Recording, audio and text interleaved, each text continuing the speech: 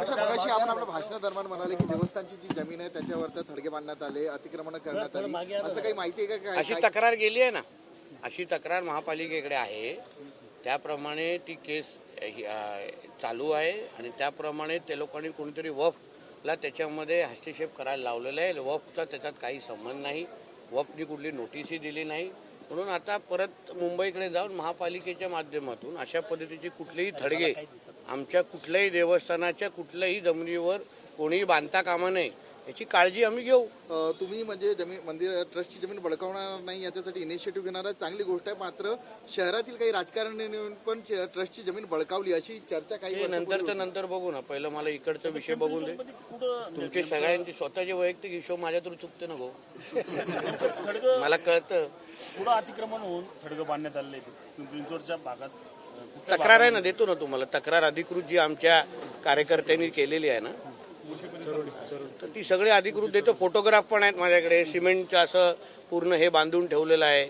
आज थोडं सिमेंटचं थडगं बांधणार, उद्या मग हिरवी चादर टाकणार. ह्या सगळ्या गोष्टी अनधिकृत पद्धतीने चालता कामा नये. जे अधिकृत आहेत ते ठीक आहे. अनधिकृत पद्धतीने तुम्ही अशा पद्धतीने कोणाचीही जमीन लँड जिहादच्या नावाने करून होणार नाही, होऊन देणार नाही.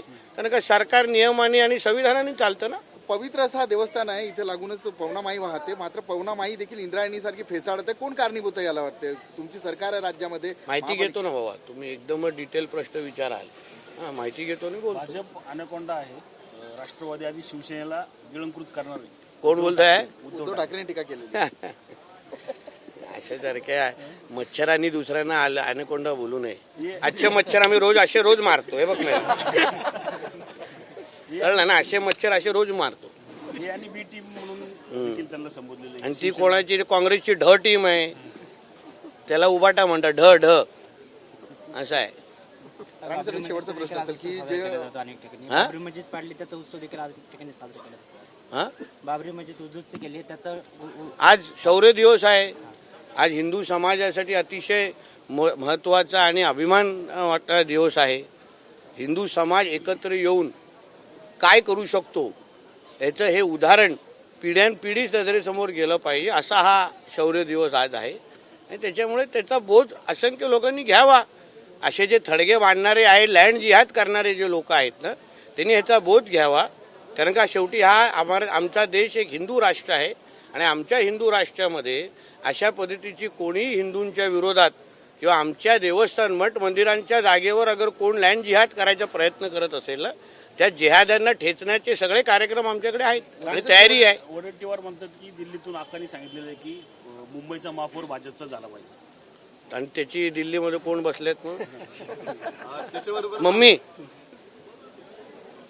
त्याच्यासोबतच अजून काँग्रेसवाल्यांनी कमीतल्या कमी दिल्लीबद्दल थोबाड उघडावं. कारण आम्हाला खूप बोलता येतं. निलेश, जे हिंदू लोकांचं बद्दल असं इतकं प्रखर बोलणारे लोक खूप कमी आहेत. मतावर वाढले पाहिजे ना. पण तेच मला विचारायचं वाढतायत. हे जे इतकं रोखठोक वागतं हे मूळ कारण बाळासाहेबांशी मोठ्या साहेबांचा संबंध. कारण का आमचं रक्त भगव आहे. एक दुसरं, मी आमदार मंत्री होण्या अगोदर मी स्वतः एक हिंदू आहे. माझ्या जन्म आणि मृत्यू पत्रिकेवर मी नितेश राणे मंत्री म्हणून जाणार नाही. नितेश राणे हिंदू होता आणि भीती कोणाकडून?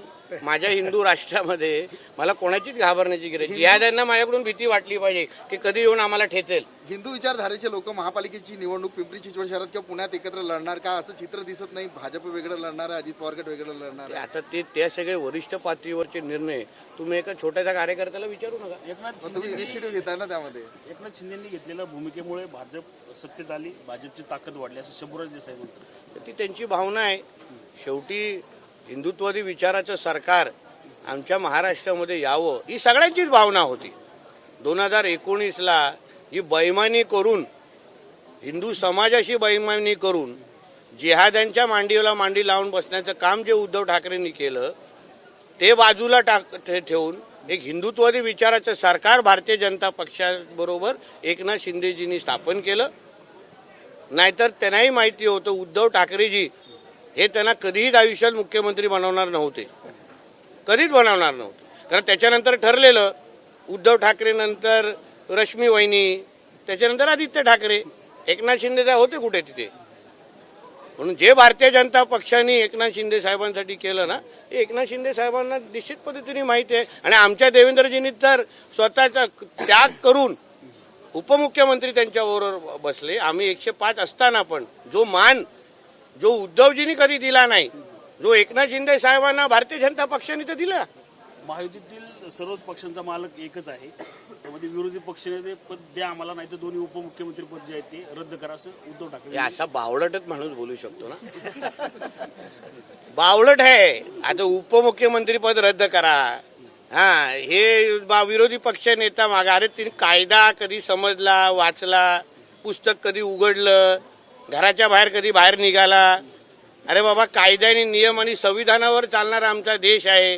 त्याला एक संख्या लागते तरच विरोधी पक्ष नेता मिळतो. संसदेमध्ये का नाही आहे, काय नव्हता अगोदर? कळला का तुम्हाला?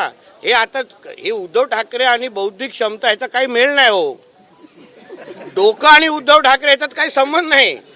म्हणून तुम्ही जास्त त्याच्या वक्तव्याला जास्त सिरियस घेऊ नका, तुम्हाला त्रास होईल.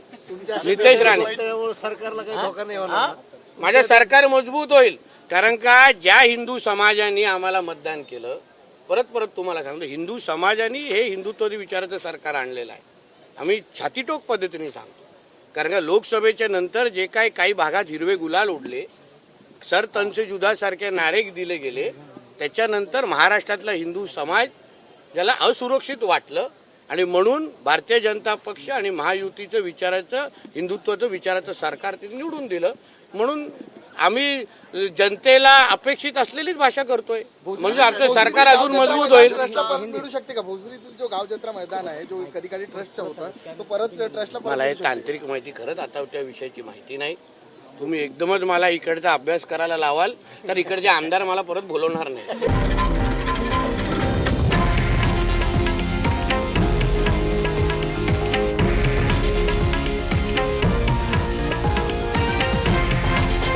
हे आहे देशातील नंबर 1 न्यूज नेटवर्क आणि आपण पाहत आहात TV9 मराठी, एकमेव.